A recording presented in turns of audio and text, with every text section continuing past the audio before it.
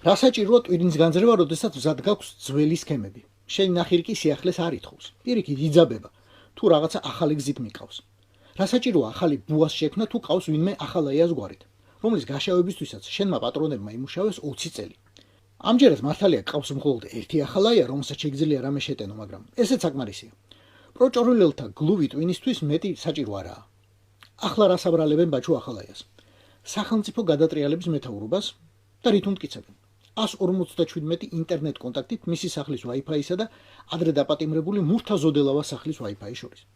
ამ ორ Wi-Fi მოწყობილობასა და ამ ორ ბინას ერთმანეთისგან რომ მხოლოდ ერთი სართული ყოფს, მაგას აღარ გეუბნებიან. თორემ მე ვინმე ღმერთთან უკნას იკითხოს იქნებ, რატომ აწყობდა ეს ხალხი რევოლუციას ინტერნეტით, თუ შეეძლოთ უბრალოდ მეზობლის კარზე დაკაკუნება, დასხდომა სადმე მყუდრო ოთახში და ყველაფრის მოლაპარაკება იქვე.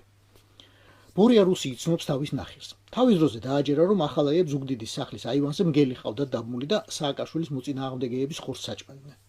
41 შემომხაზოლებს თავის დროზე ყურში საერთოდ არ მოხვედრიათ ერთი ძალიან მნიშვნელოვანი ქოცის გულწრფელობა, აი ქოცობის გარიჟრაზე.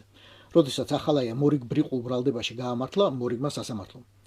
გამართლდება თუ არა ბაჩუ ახალაია მაინც ციხეში უნდა იჯდესო. ეს იყო ადამიანის უფლებათა სტანდარტი ბორია რუსის რეჟიმის ჯერ კიდევ დასაწყისში. იგივე დარჩა ახლაც.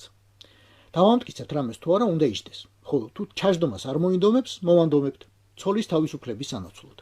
აბა ვის უნდა ახლა რომ 13 წლის ბავშვმა ერთდროულად დედაც დაკარგოს და მამაც.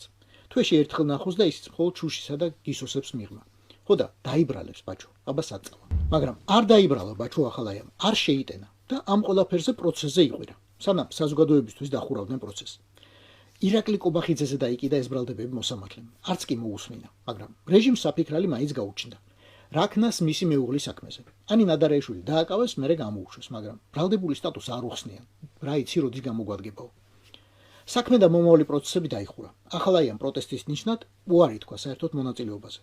მარტივად რომ წარმოიდგინოთ. აწი დარბაზში იჯდება მოსამართლე წოდებული ორგანიზმი, პროკურორად წოდებული ორგანიზმი და ადვოკატი. და მეტი არავინ. ამ ადვოკატს გარეთ არაფრის გამოტანის უფლება არ ექნება. ბრალდებული არ იქნება არც ოჯახის წევრი, არც გულშემატკივარი. ესაა ბორია სამართალი. ესაა დემოკრატია, ევროპის გამოუცებელი.